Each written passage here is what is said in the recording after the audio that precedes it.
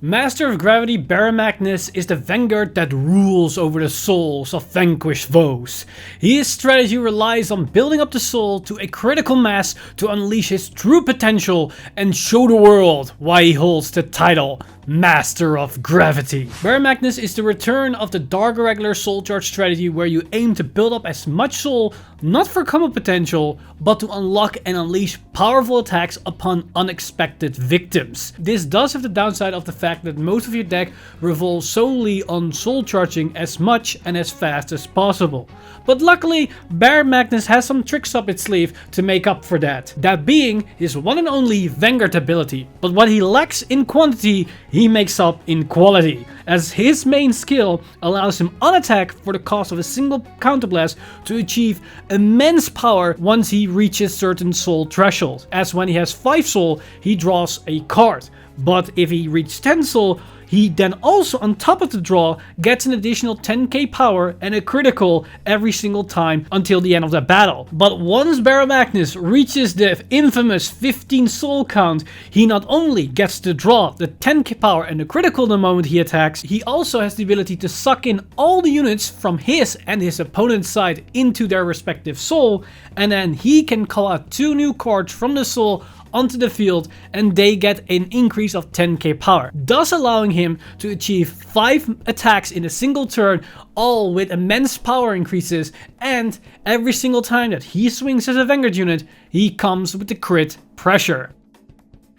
Now this does mean that Baromagnus himself doesn't generate soul, but we can do that by relying on our trusted rearguard units, and we got a couple of very important cards that allow us to generate that. One being Phantasma Magician Curtis. This is a nice great free support card that just generates 2 soul the moment you call it down to the field, which is pretty good for rapid acceleration. And in the off chance that you need the extra power and you have an excess amount of counterblast left, you can use its secondary effect to just give the front row units an extra 5k buff to make your columns reach a bit better threshold numbers, and it also makes your Baromagnus potentially hit for 28k, which is a really solid number to hit. Another really good generic soul charge engine is Steam Battler Gunner Ram. It just generates 1 soul on place, but its secondary effect can also come in handy in certain instances where you ramp up a bit too much soul that you cannot really use, because once you reach the 15 soul, any extra excess amount of soul doesn't really generate any more value, so might as well put a use in that and generate even more card advantage. Now we also have a new addition in this department that helps us generate more soul,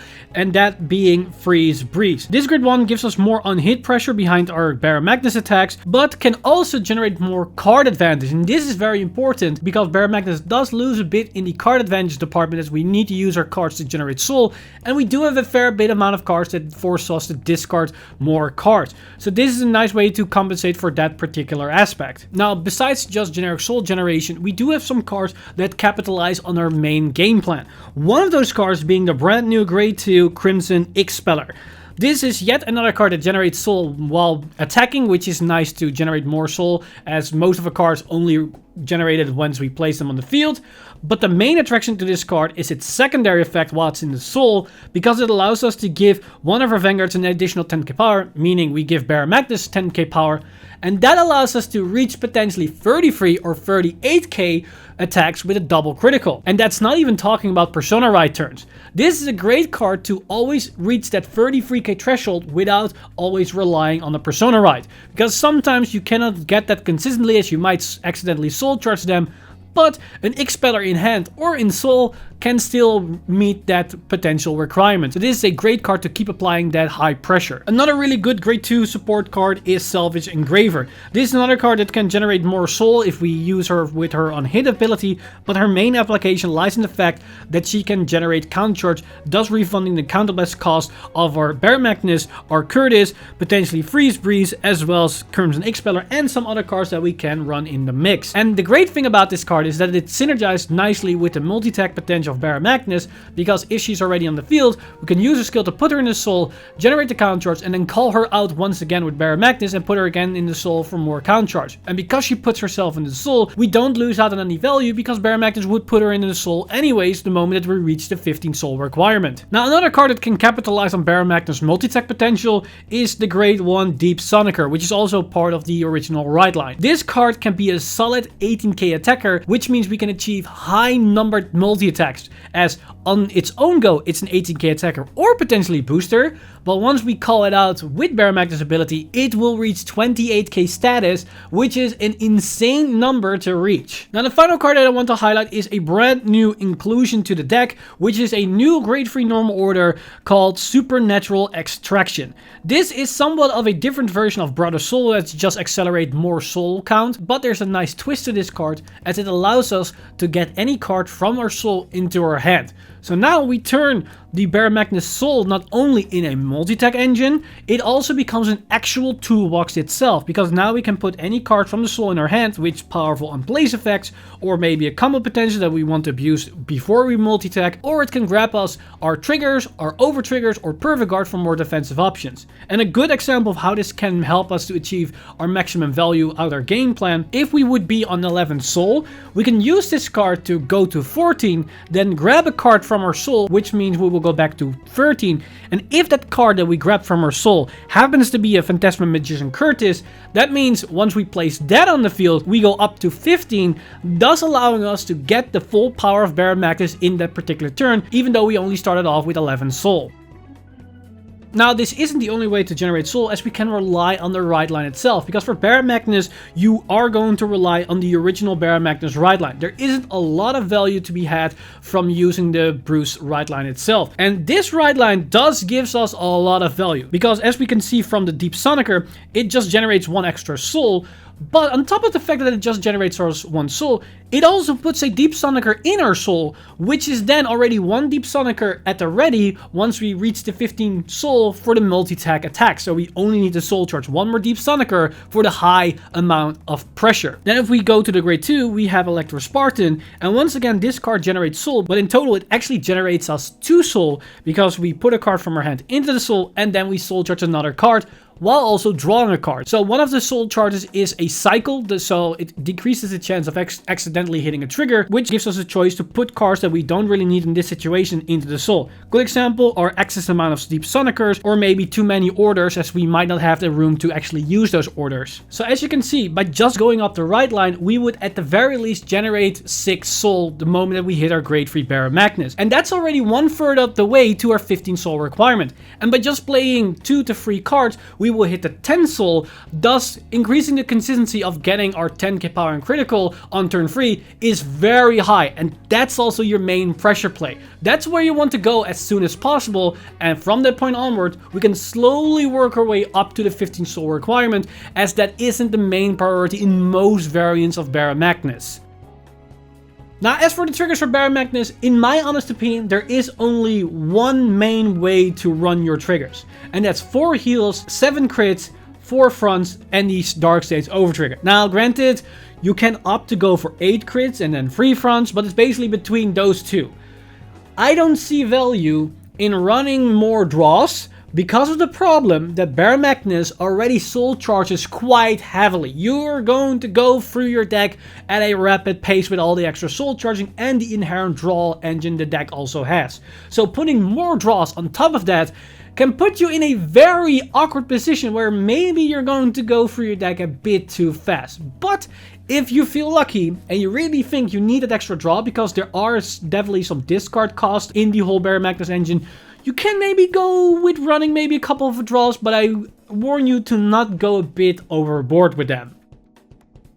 But now we get to the point where I show you guys my personal list for Baromagnus, and that's this particular list. Now this is a bit different from the original set 1 Baromagnus list, as we dropped the Electro Spartan as well as the Brother Soul from the main list to make room for the new grade 3 order, as well as the new grade 2 Crimson X-Pillar. But overall it's the main core package for Baromagnus, where we run the Phantasma Magician Curtis, as well as the Selfish Engraver. We have the Deep Sonicer for the multi-attack combo, the Gun-Gun-Around for just soul charge capabilities, and then on top of that we got the Supernatural Extraction and Freeze Breeze for more soul charge options. Overall, the game plan basically stays the same. You want to generate as much soul as fast as possible, and your main goal is to reach that 10 soul requirement by the very first grade 3 turn. Just by relying on the ride line, you will generate 6 soul, so on average you need to use 2 to 3 other cards to generate a bit more soul. And once you reach that 10 soul requirement, basically all your cards are online. The only effect that doesn't come into play is the 15 soul skill from Baromagnus himself, but depending on the situation, you might not really need that at all stages. Like if your opponent doesn't have a full field,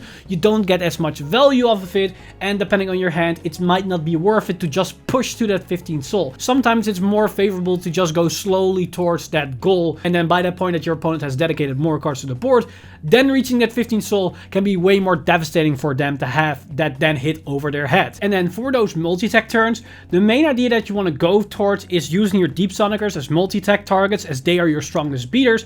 But in certain circumstances, going to a Selfish Engraver as the extended attacker might be better, because not only will it clear the board, it also gives you that extra count charge, giving you that counterblast that you need to use Baromagnus the following turn if you know you can't kill your opponent. Also, a skill that you need to be very careful of is Phantasma Magician Curtis counterblast 2 ability, because sometimes it might look very favorable, but if you don't have excess amount of counterblast, it might not be always worth to use it. But if you have a bit more counterblast to work with, and you do have the Selfish Engravers in Soul to use her to then generate the count charge, you can go for it to just make your power pushes a bit better, because in most instances you won't have a lot of boosters that are ready, because you're just going to use your attackers, and with Baromagnus 15 soul at that point, you're going to lose those boosters anyway. So then the 5k from Curtis will actually matter to some degree, but you need to be careful in knowing when to use the 2 counterblast or not, because if your opponent is damage denying you to some extent, that might shut you off for the following turn if you could not finish it during this particular turn. On top of that, use Crimson Expeller and Supernatural Extraction to their utmost abilities. Expeller is a great card to keep generating that 33k threshold with Baromagnus. If you can Persona Ride a turn, maybe it's not worth it to use Expeller, because if you cannot Persona Ride the subsequent turn, using the Expeller at that turn will probably give you more value, because going from a 23 to a 33k is much more value that you generate than going from a 33 to a 43k. This all has to do with magic numbers, as you need to dedicate more wasted cards to get to the 33k base number from a 13k Vanguard. And for Supernatural Extraction, this is basically your ace in the hole to either get to the specific threshold for your soul count. If you need 1 or 2 extra souls, this can help you to get that card from your soul. Or it can give you your perfect guards, over triggers, or triggers to get more defensive options, because basically you're turning a 0 shield card in your hand in potentially a 1 card perfect guard, 15k shield, 20k shield, or potentially even 50k shield.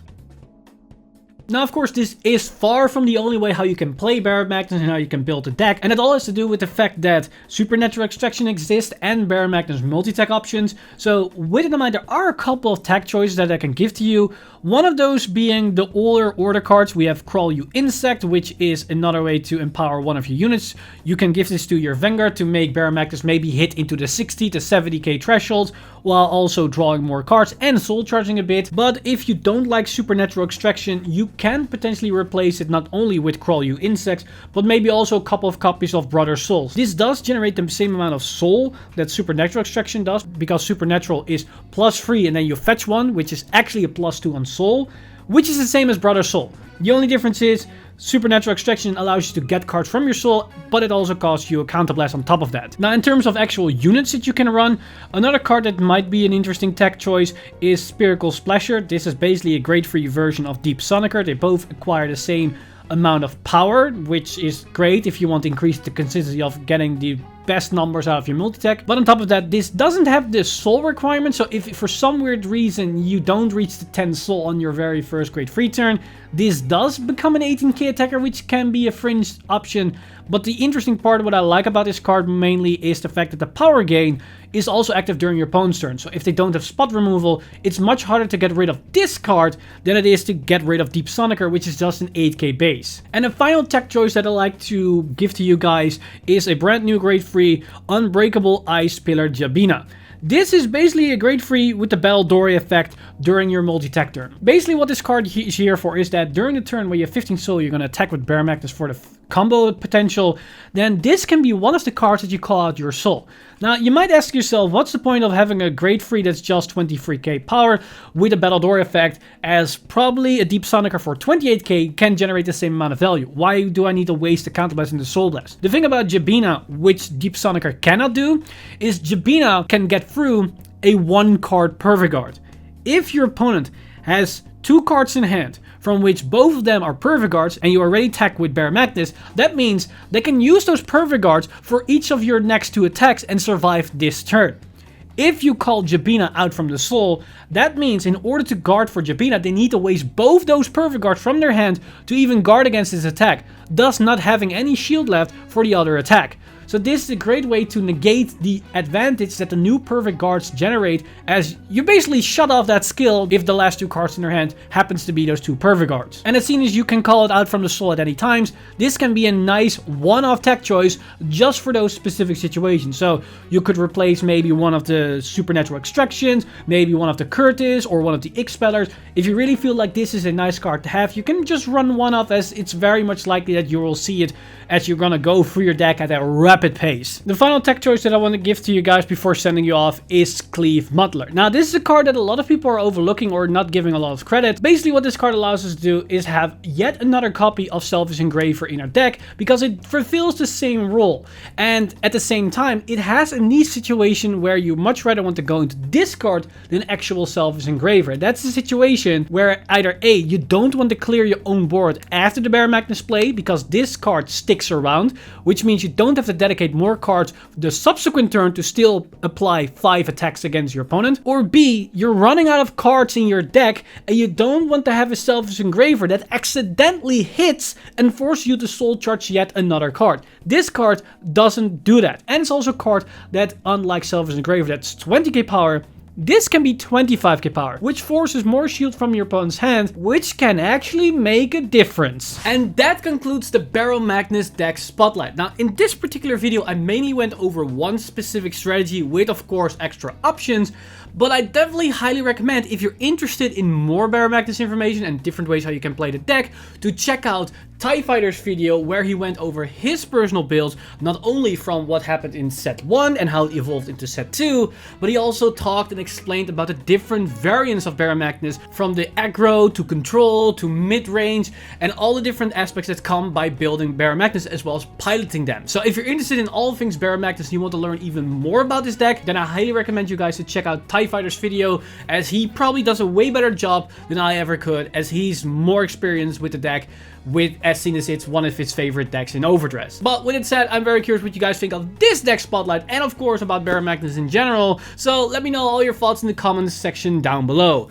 As always, this video has been brought to you by our lovely patrons over at patreon.com/VanguardInsider. You guys are amazing. If you do want to support the channel or everything that's happening on the channel, you can simply go to patreon.com/VanguardInsider and become a patron today. But with that said, I've been Mr. Time Leaf. See you guys in the next one!